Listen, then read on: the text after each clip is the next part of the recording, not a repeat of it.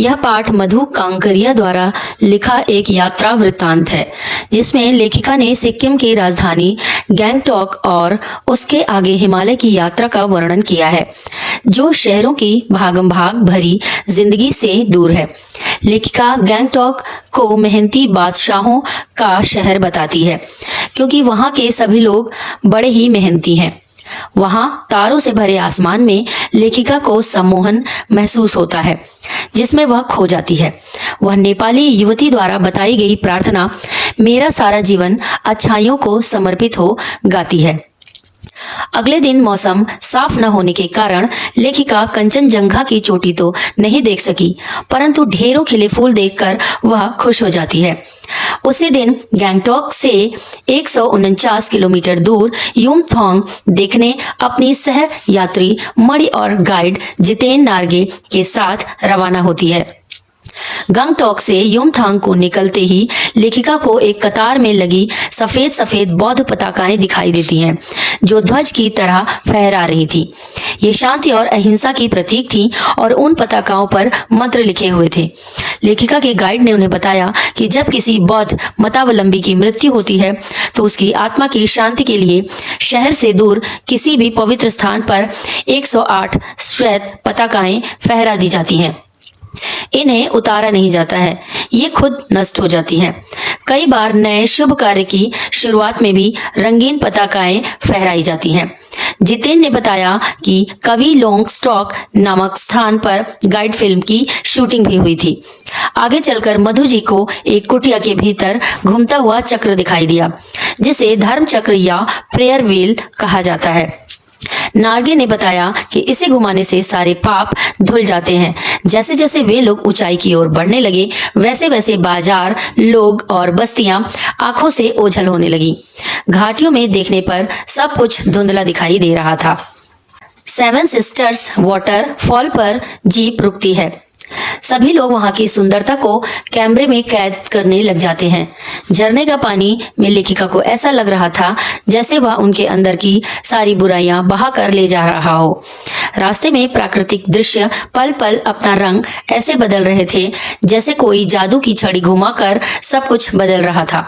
थोड़ी देर के लिए जीप थिंक ग्रीन लिखे शब्दों के पास रुकी। वहां सभी कुछ एक साथ सामने था। लगातार बहते झरने थे, नीचे पूरे वेग से बह रही तिस्ता नदी थी, सामने धुंध थी, ऊपर आसमान में बादल थे और धीरे धीरे हवा चल रही थी, जो आसपास के वातावरण में खिले फूलों की हंसी चारों ओर बिखेर रही थी। कुछ औरतों की पीठ पर बंधी टोकरियों में बच्चे थे। इतने सुंदर वातावरण में भूख, गरीबी और मौत के निर्मम दृश्य ने लेखिका को सहमा दिया। एक कर्मचारी ने बताया कि ये पहाड़ी रास्ते को चौड़ा बना रही हैं। कई बार काम करते समय किसी न किसी व्यक्ति की मौत हो जाती है, क्योंकि जब पहाड़ों को डायनामाइट से उड़ाया जाता है तो उनके टुकड़े इधर उधर गिरते हैं। यदि उस समय सावधानी न बरती जाए तो जानलेवा हादसा घट जाता है। आगे चलने पर रास्ते में बहुत सारे पहाड़ी स्कूली बच्चे मिलते हैं। जितेन बताता है कि ये बच्चे 3-3.5 किलोमीटर की पहाड़ी चढ़ाई चढ़कर स्कूल जाते हैं। ये बच्चे स्कूल से लौटकर अपनी माँ के साथ काम करते हैं। यहाँ का जीवन बहुत कठोर है। जैसे जैसे ऊंचाई बढ़ती जा रही थी, वैसे वैसे खतरे भी बढ़ते जा रहे थे। रास्ता तंग होता जा रहा था। सरकार की गाड़ी धीरे चलाएं की चेतावनियों के बोर्ड लगे थे। शाम के समय जीप चाय बागानों में से गुजर रही थी। बागानों में कुछ युवतियां सिक्किमी परिधान पहने चाय की पत्तियां तोड़ रही थीं। चारों ओर इंद्रधनुषी रंग छटा बिखेर रहे थे।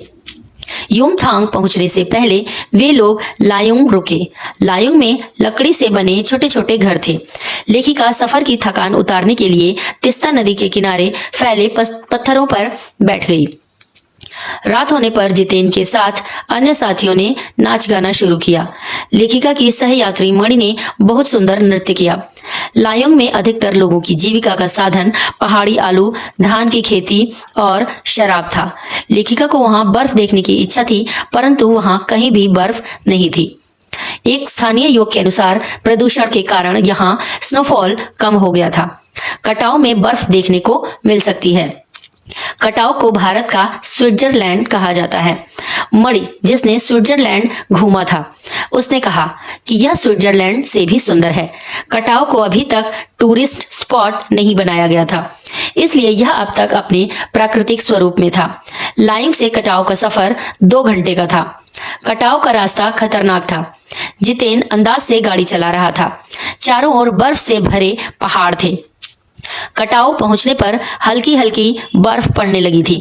सभी सहयात्री वहां के वातावरण में फोटो खिंचवा रहे थे। लेखिका वहां के वातावरण को अपनी सांसों में समा लेना चाहती थी। उसे लग रहा था कि यहाँ के वातावरण ने ही ऋषि मुनियों को वेदों की रचना करने की प्रेरणा दी होगी। ऐसे असीम सौंदर्य को यदि कोई अपराधी भी देख ले तो वह भी आध्यात्मिक हो जाएगा। थोड़ा आगे जाने पर फौजी छावनियां दिखाई दी। चूंकि यह बॉर्डर एरिया था और थोड़ी ही दूर पर चीन की सीमा थी। लेखिका फौजियों को देखकर उदास हो गई। वैशाख के महीने में भी वहां बहुत ठंड थी।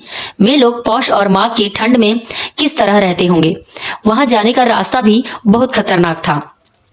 कटाव से युमथांग की ओर जाते हुए प्रियता और रूडोन टेडो ने फूलों की घाटी को भी देखा। युमथांग कटाव जैसा सुंदर नहीं था। जितेन ने रास्ते में बताया कि यहाँ पर बंदर का मांस भी खाया जाता है। बंदर का मांस खाने से कैंसर नहीं होता।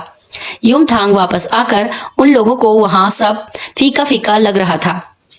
पहले सिक्किम स्वतंत्र राज्य था, अब वह भारत का एक हिस्सा बन गया है। इससे वहां के लोग बहुत खुश हैं। मणि ने बताया कि पहाड़ी कुत्ते केवल चांदनी रातों में भौंकते हैं। यह सुनकर लेखिका हैरान रह गई। उसे लगा कि पहाड़ी कुत्तों पर भी ज्वार भाटे की तरह पूर्णिमा की चांदनी का प्रभाव पड़ता है। गुरु नानक के पद चिन्हों वाला एक ऐसा पत्थर दिखाया जहां कभी उनकी थाली से चावल चिटक कर बाहर गिर गए थे। खेदुम नाम का 1 किलोमीटर का ऐसा क्षेत्र भी दिखाया जहां देवी देवताओं का निवास माना जाता है। नार्गे ने पहाड़ों के नदियों, झरनों और वादियों के प्रति पूज्य भाव की जानकारी दी। भारतीय आर्मी के कप्तान शेखर दत्ता के सुझाव पर गैंगटॉक के पर्यटक स्थल बनने, नए रास्तों के साथ नए स्थानों को खोजने के प्रयासों के बारे में भी बताया।